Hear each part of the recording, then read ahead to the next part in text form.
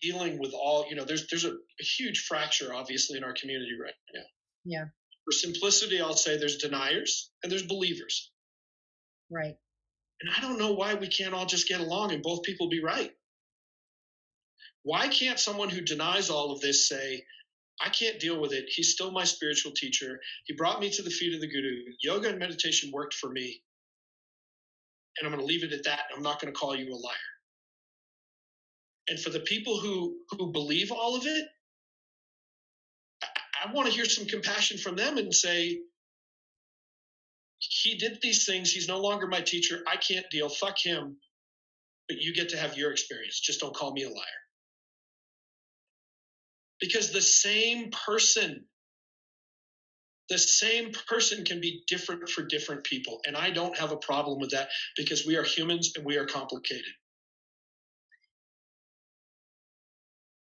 I just want to hear some compassion from both sides. Because he can be all things to different people.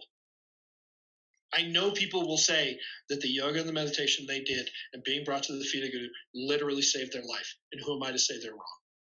No doubt about it. I think that's what's most important about really sharing our own experience, is realizing that all we can do is let people have their own, and all we can do is speak to our own. And not call other people a liar. What I will say is that in a culture that's trained us to not talk out loud, that becomes challenging, because one might not say you're a liar. You might just be saying they're trying to stop me from speaking what's out loud. And totally. And so that's where it gets a little convoluted on the side, totally. Simplistically. And some of them are trying to stop people from talking. Absolutely. And that is wrong. Absolutely. So I hear the agreement of both sides. I want everybody to take the high road. Yeah. Pains me. Like, I feel a very deep sense of betrayal. And I know some people are going to think I'm waffling maybe, or I'm not hard enough. I want to be very clear. I believe all of the allegations. He is a rapist. He was a master manipulator. He used people. I very much believe that. And at the same time, I saw acts of kindness from him. I saw acts of generosity. I witnessed them myself. I saw him give money to people who were in need, and he never saw them again. I saw what I thought were genuine tears of pain when he heard what happened to some people or things didn't go right. I don't believe he was all bad, and I don't believe he was all good. I believe he was a human being. His motivations I can't speculate on because I wasn't in his head. But he can be a complicated human being, and we are good enough people to be able to deal with that and parse that and say that he can be all of those things.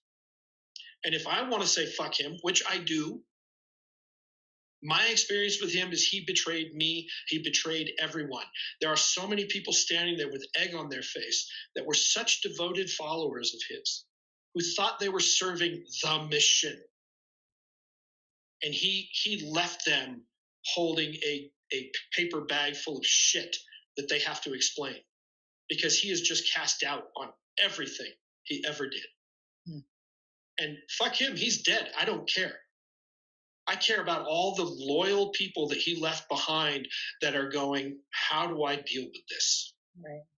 How do I make excuses for this? How do I justify this? How do I reconcile this? How do I look my kids in the eye and say, I sent you to India on that man's word because he was a master and you had a shit childhood and I don't have a relationship with you?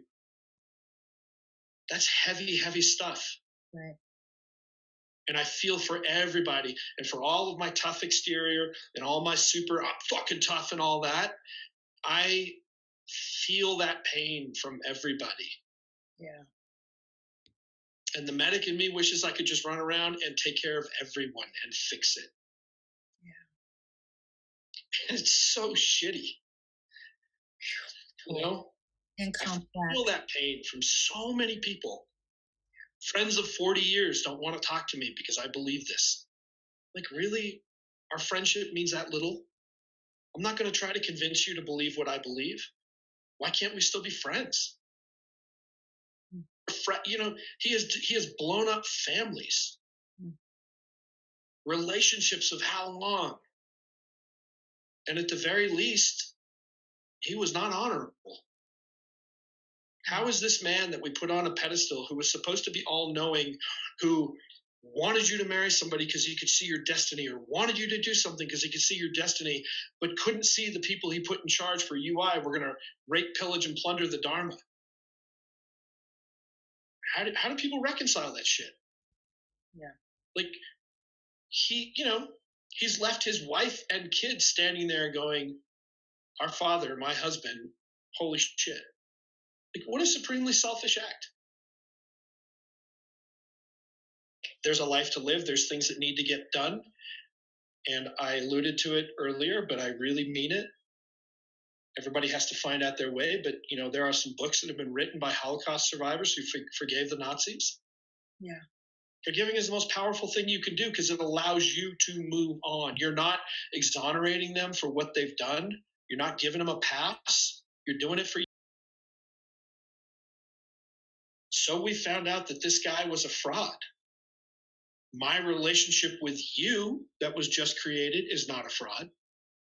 Correct. My relationship with my friends that I grew up with in this Dharma and people I've known forever, that's not a fraud. Correct. People that have nothing but love and are trying to live as Sikhs and be a part of this community, and they value it and they get, that's not a fraud. And so for the people who are trying to salvage this thing, one of my closest friends, Sahesh, man, that guy's pure as the driven snow. His intentions are such. Yeah. He is trying to salvage what is good. Yeah. My older sister and mentor, Shanti, beyond reproach as far as I'm concerned. And whatever she's working on now, whatever she's trying to do, it is from the right place. And there are so many other people like that. The people that are trying to salvage this thing, I believe them. Yeah. I don't necessarily want to do that. I don't feel called to do that. I don't want to see it burn down, but I'm not in a place where I want to participate in that. But if Sahesh called me up, I probably couldn't say no, bastard.